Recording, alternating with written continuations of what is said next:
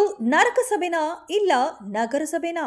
ಸಾರ್ವಜನಿಕರು ಅರ್ಜಿ ಸಲ್ಲಿಸಿದರೆ ವರ್ಷಗಳೇ ಆದರೂ ಕೆಲಸ ಆಗುವುದಿಲ್ಲ. ನಗರಸಭೆ ದಲ್ಲಾಳಿಗೆ ಹಣ ನೀಡಬೇಕು. ಹುಣಸೂರು ತಾಲೂಕು ನಗರಸಭೆ ಕೇಂದ್ರವಾಗಿ ವರ್ಷಗಳು ಕಳೆಯುತ್ತಾ ಬಂದರೂ ನಮಗಿನ್ನೂ ಕಾಸು ನೀಡಿ ಕೆಲಸ ಮಾಡಿಸಿಕೊಳ್ಳುವ ಕರ್ಮ ತಪ್ಪಿಲ್ಲ. ಹೀಗಾಗಿ ಇಲ್ಲಿನ ಜನರೆಲ್ಲ ನಗರಸಭೆಯನ್ನ ನರಕಸಭೆ ಅಂತಾನೆ ಕರಿತೀವಿ. ಇನ್ನು ಎಷ್ಟು ದಿನ ಅಂತ ನಾವೀ ನರಕ ಅನುಭವಿಸಬೇಕು? ನೀವೇ ಹೇಳಿ. ನಗರಸಭೆ ಸೇರ್ಪಡೆಯಾಗಿ ಸುಮಾರು ವರ್ಷಗಳೇ ಉಳಿದರೂ ಈವರೆಗೆ ಇಲ್ಲಿಯ ಜನರಿಗೆ ನೆಮ್ಮದಿಯಿಂದ ಸ್ವಂತ ಕೆಲಸವನ್ನ ಉಚಿತವಾಗಿ ಮಾಡಿಕೊಳ್ಳುವ ಭಾಗ್ಯ ದೊರೆತಿಲ್ಲ. ನಗರದ ಜನರ ದಿನನಿತ್ಯದ ಬವಣೆ ತಪ್ಪಿಲ್ಲ.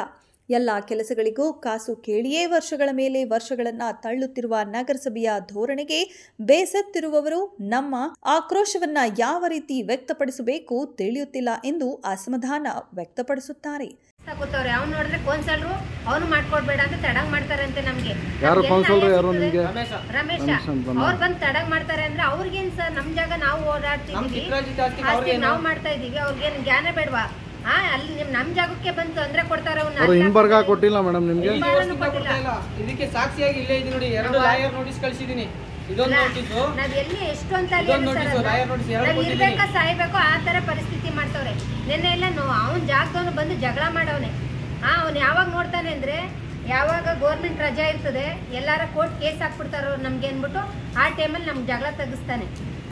ಅವ್ರು ನಮ್ಗೆ ಅವ್ರು ಗೊತ್ತು, MLA ಗೊತ್ತು, ಇವ್ರು ಗೊತ್ತು ಅಂತ ಫೋನ್ ಮಾಡಿಸಿ ನಮ್ಮ ಕೆಲಸಗಳೆಲ್ಲ ಇಷ್ಟು ರೆಡಿ ಮಾಡಿಸ್ಬಿಟ್ಟು ಎಲ್ಲ ದಾಖಲಾತಿ ಇಲ್ಲೇ ಮಾಡ್ತಾರೆ ಸರ್. ಅದು ನಗರಸಭೆಯ ಯಾವೊಬ್ಬ ಸದಸ್ಯನಿಗೂ ನನ್ನ ಕರ್ತವ್ಯ ಏನು ಎನ್ನುವ ಅರಿವೇ ಇಲ್ಲ. ನಮ್ಮ ಕೆಲಸ ಮಾಡಿಕೊಡಿ ಎಂದು ಕೇಳಿ ನಮಗೆ ನಾಚಿಕೆ ಬಂತೆ ವಿನಃ ಸಂಬಂಧಪಟ್ಟವರಂತೂ ನಾಚಿಕೆ ಪಡಲಿಲ್ಲ.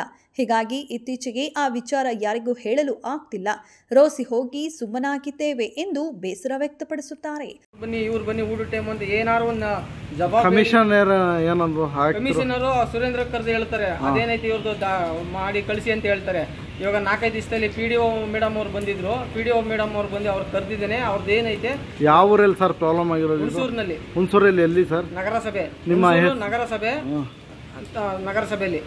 ನಿಮ್ಮ ಜಾಗ ಎಲ್ಲಿರೋದು? ಇದು ಗಣೇಶ್ ಗುಡಿ ಬೀದಿ. ಗಣೇಶ್ ಗುಡಿ. ನಿಮ್ಮ ಹೆಸರು ಸರ್? ಕಿರಣ್ ಅಂತ. ಕಿರಣ್ ಅಂತನಾ? ನಾವು ಅವ್ರ ತಂಗಿ ಸರ್. ನಾವು ನಮ್ಮ ತಾಯಿಗೆ ಹುಷಾರಿಲ್ಲ ಅಂತ ನಾವು ನಮ್ಮ ಅಣ್ಣ ಅಲ್ದು ಸಾಕಾಗಿ ಅವನು ಬೇಸತ್ತು ಹೋಗ್ಬಿಟ್ಟು. ನಿಮ್ಮ ಹೆಸರು? ನಮ್ಮ ಹೆಸರು ಲತಾ ಅಂತ. ನೀವು ಎಷ್ಟು ವರ್ಷದಿಂದ ಸುತ್ತ? ನಾವು 2 ವರ್ಷದಿಂದ ಸುತ್ತಾ ಇದೀವಿ. ನಾನು 5 ವರ್ಷದಿಂದ ಸುತ್ತಿದ್ದೀನಿ. ಅದಕ್ಕೆ ಸಾಕ್ಷಿಯಾಗಿ ಇಲ್ಲೇ ತಾರೀಕು ಇದೆ ನೋಡಿ ಇಲ್ಲಿ. ನಮ್ಮ ತಾಯಿ ಸುತ್ತಿ ಅವ್ರಿಗೂ ಹುಷಾರಿಲ್ಲ. 2020ರಿಂದ ಈ ನಗರಸಭೆಯಲ್ಲಿ ಎಲ್ಲದರಲ್ಲೂ ರಾಜಕೀಯ ಸ್ವಾಮಿ. ಇನ್ನು ಎಷ್ಟು ದಿನ ಅಂತ ನಮಗೆ ಈ ಶಿಕ್ಷೆ ಎಂದು ನೊಂದುಕೊಂಡು ಪ್ರಶ್ನೆ ಮಾಡುತ್ತಾ ಹಣ ಕೊಟ್ಟು ಕೆಲಸ ಮಾಡಿಸಿಕೊಳ್ಳುವ ಶಕ್ತಿ ಇಲ್ಲದ ಬಡವರು ಎನ್ನುತ್ತಾರೆ.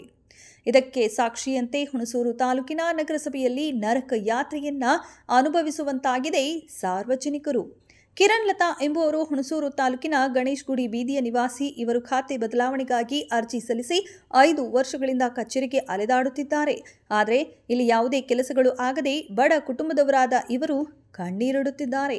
ಇಲ್ಲಿ ಕೆಲಸ ಆಗಬೇಕಾದ್ರೆ ಚೆಲುವರಾಜ್ ಅನ್ನೋ ದಳ್ಳಾಳಿಗೆ 20,000 ರೂಪಾಯಿಗಳನ್ನು ಆನ್ಲೈನ್ ಟ್ರಾನ್ಸಾಕ್ಷನ್ ಫೋನ್ಪೇ ಮೂಲಕ ಹಣ ಕೊಟ್ಟಿದ್ದೇವೆ ಎಂದು ಕಿರಣ್ ಲತಾ ಆರೋಪಿಸಿದ್ದಾರೆ. ಹಾಗೆ ನಗದು 20,000 ರೂಪಾಯಿ ಲಂಚ ನೀಡಿದ್ದೇವೆ ಎಂದು ಕೂಡ ತಿಳಿಸಿದ್ದಾರೆ.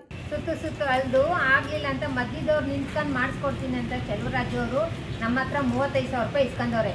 ಈಗ ಯಾರು ಚೆಲುವರಾಜ್ ಅಂದ್ರೆ ಯಾರು? ಅವರು ಇಲ್ಲೆಲ್ಲ ಓಡಾಡ್ತಾರೆ. ನಾವು ರೈತರ ಸಂಘದವರು, ನಾವು ನಿಮ್ಗೆ ನ್ಯಾಯ ಕೊಡಿಸ್ಕೊಡ್ತೀನಿ ಅಂತ ಅವರು ಒಂದಷ್ಟು ಬಂದು ನಮ್ಮ ಹತ್ರ ದುಡ್ಡು ಇಸ್ಕೊಂಡು ಇದೆಲ್ಲ ದಾಖಲಾತಿ ಒದಗಿಸ್ಬಿಟ್ಟು ನಮಗೆ ಮಾಡ್ಕೊಡ್ತೀನಿ ಅಂತ ಎಲ್ಲ ಕೊಟ್ಟವ್ರೆ.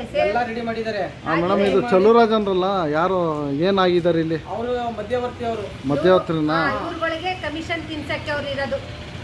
ನಮ್ಮ ಹತ್ರ ಬಡವ್ರ ಹತ್ರ ಇಸ್ಕೊಂಡು ಮಾಡಿ ತಿನ್ಸ್ಬಿಟ್ಟು ಇವತ್ತು ನನಗೂ ಗೊತ್ತಿಲ್ಲ ಅವ್ರಿಗೆ ಗೊತ್ತಿಲ್ಲ ಅಂತ ಅವರ ಜೊತೆಗೆ ಮಾತಾಡವ್ರೆ. ಚೆಲುವರಾಜು ಮಾತಾಡಿಸಿ ಆಯ್ತು ಅವ್ರ ಕೈಲಿ ಫೈಲ್ ಕೊಡಿ ನಾನು ಮಾಡ್ಕೊಡ್ತೀನಿ ಅಂತ ಹೇಳ್ಬಿಟ್ಟು ದುಡ್ಡೆಲ್ಲ ಇಸ್ಕೊಂಡವ್ರೆ ಸರ್. ನಮ್ಮ ಹತ್ರ ಬಡವ್ರ ಹತ್ರ ದುಡ್ಡು ಇಸ್ಕೊಂಡ್ವಿ, ಇವಾಗ ಮಾಡ್ಕೊಡ್ತಾ ಇಲ್ಲ ಅಂತ ನಮ್ಗೆ ಅನಿಸ್ತಾ.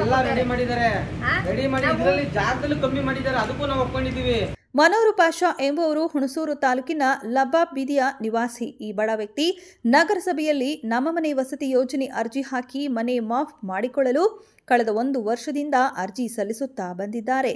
ಆದರೆ ನಗರಸಭೆ ಹಾಗೂ ಮನೆಗೆ ಓಡಾಡಿ ಚಪ್ಪಲಿ ಸವಿಯುತ್ತೇ ಬಂದಿದೆ ಹೊರತು ಕೆಲಸ ಮಾತ್ರ ಆಗ್ತಿಲ್ಲ ಎಂದು ಹೇಳುತ್ತಾರೆ ಮನೋರು ಪಾಷಾ. 1 ವರ್ಷದಿಂದ ನಾನು ತಿರುಗ್ತಿರೋದು. 1 ವರ್ಷದಿಂದ ಬರೀ ನಮೂನೆ ತಿರುಗಿ ಮಾಡ್ಸೋಕ್ಕೋಸ್ಕರ ಆವಾಗಲಿಂದನೂ 1 ವರ್ಷದಿಂದ ತಿರುಗ್ತಿದ್ರು ಕೂಡ ಇಡೀ ಚಪ್ಪಲಿ ಎಲ್ಲ ಸೋದೋಯ್ತು. ಏನು ಹೇಳಿ, ಏನು ಹೇಳ್ತಾ ಇದ್ದಾರೆ ಇವರು? 1 ವರ್ಷ ಅದೇ ಹೇಳ್ತಿರೋದು, ನಾಳೆ ಬನ್ನಿ, ಇವಾಗ ಬನ್ನಿ, ನಾಳೆ ಬನ್ನಿ, ಇವ್ರು ಬರ್ತಾರೆ, ಅವ್ರು ಬರ್ತಾರೆ, ನಾಳೆ ಬನ್ನಿ ಅಂತ ಹೇಳ್ತಿರೋದು. ಸುರೇಂದ್ರ ಅವ್ರಿಗೂ ನಾನು ತಿಳಿಸಿದೆ, ಇವಾಗ ಬನ್ನಿ, ನಾಳೆ ಬನ್ನಿ.